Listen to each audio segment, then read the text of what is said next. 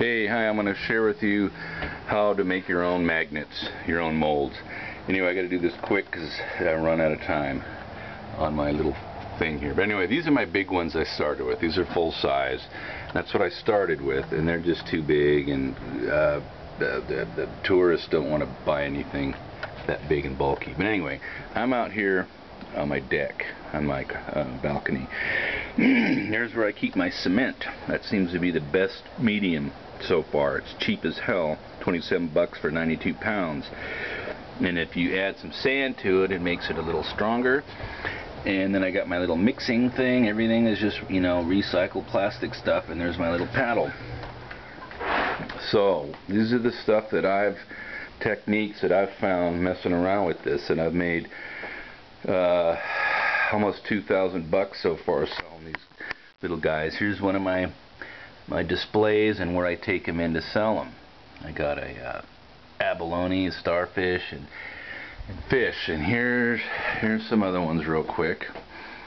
I got some fruit and some veggies. These are some crabs that had washed up dead on the beach. Little Dungeness crabs. I made a little crab plate, which is cool. Carved a little claw crusher to crack the crab, and then your garlic, and then these are crabs on ice. 5 little crabs with a little local crab here, and some fish, and I got cherries. Anyway, there's more crabs, and then I got all these fish. And the fun part is coming up with neat paint schemes. That's kind of what really sells them, actually, is the paint. So anyway, I caught this little guy on my pole, and I went, what the hell, look how small. And I said, shit, I could make magnets. So boom, everything turned into magnets. I know it's not thinking very big, but it's a start. Anyway, so here's so what I do is, here we go, is you could use Lego, cardboard, whatever, but you got to make a little border. I make a border, I screw it down. So you fill it with plaster, Paris, you know, not all the way to the top, but so far, and you get your fish or whatever you want, try to embed it halfway in there. That's the hard part. You know, mist it, keep it kind of somewhat damp, and then you know, you don't mess with it too much because you can kind of wreck it. But once you get it decent enough, you let it kind of dry a little bit, and then you get the mold material. You spray your mold release on it, you fill it up, and then you pop your mold out. Once you pop your mold out, I wind up sticking the mold and putting this around it again, or a new one, and then so say here's your piece. And what you're going to do is, it's not going to be perfect usually, so you will get your little tools and you'll clean it up, and if things aren't right, you can kind of clean. You could carve a name. You can't see it, but I got Monterey Bay written on here. You know, you could do whatever. And then I like put borders on it, 45-degree angle border. So you perfect it, and then you mold it again. And then so your final mold, say this is it. This is what you want to mold. You stick it down. I caulk around the bottom a little bit so the stuff won't seep under. Caulk it. You caulk this thing down, screw it down, caulk the edge, put a vice grip on it, and then you leave a border around it, all the way around.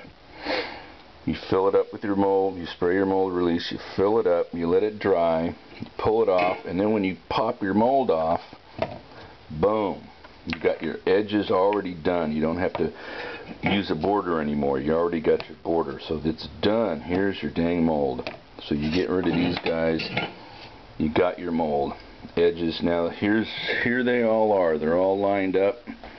And I've found so far the only thing that really works is silicone for kind of a mold release. You probably use mold release, but it's probably more expensive. I don't know.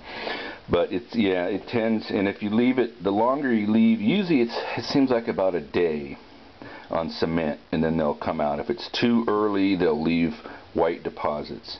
If you leave them, I think, longer, they wind up sticking a little more. But so that's what I've used. And I've used these, geez, 100 times. Hundreds, not hundreds probably, but dang near. And they're still in the same shape. So here we go. Let's just do a little quick one. And I got my cement. I first put just a little blob in there. And this is an old foot massager. Isn't it cool? Turn it on and you level it out. You'll find some will have trouble spots with air bubbles. So then you just get a little toothpick or a little brush and you get in there and you smooth it out and get rid of the bubbles. And anyway, so what you want to do is then you just fill it up, you level it out. Now but the thing is you need to get that base flat. If you don't get the base flat, you get your magnet on, the thing fucking wobbles, and then it's kind of a piece of shit. So you gotta just go up to your top level, and then boom, when it's flat, you just leave it. You leave this for about a day and they pop out. So this thing is awesome. Everything's cheap. It's all recyclable stuff. Here's one I already did. And they just do them all, and then you wait a day, you pop them out. Over here you got, this is my little paint station. It's all water-based acrylics. And then your spray bottle, you spray them, obviously, and then your paint, you know, will feather out, and you can get it to fade and do all that. Here's ones I kind of do them in stages. And then you got a tool, you know, if your paint goes out on the white part, then you know, when you're done, you wind up scraping the paint off to clean it up, which works well. And remember, when you clean up, you know, your cement, you don't want to pour anything down the sink to let it, you know, congeal down there. So you wipe your spoon off. And then this, you know, I throw the excess, I let it dry, and then you just crunch the thing and the stuff comes out, you know, the next day. And so that's it. That's now the best stuff that I found for this mold material, which is just incredible.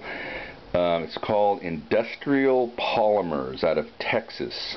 And there's no middleman. You're actually buying it right from the manufacturer, and it was $23 for a half gallon, 2 quarts. And as you know, it's usually around 90 bucks. And they did go up to like 25 bucks, and I haven't bought any in about a year. And but the shit is just incredible. And this is the gray. The one underneath it, which is softer, is kind of a translucent yellow. And I think it's from 30 to 60. 30 to 90, I think, or 90. Anyway, I pretty much got the mid-grade. I think it's like 50. So it's hard, but it's still flexible. But anyway, Industrial Polymers, look them up, and they are so far, to me, by far the best stuff I've found.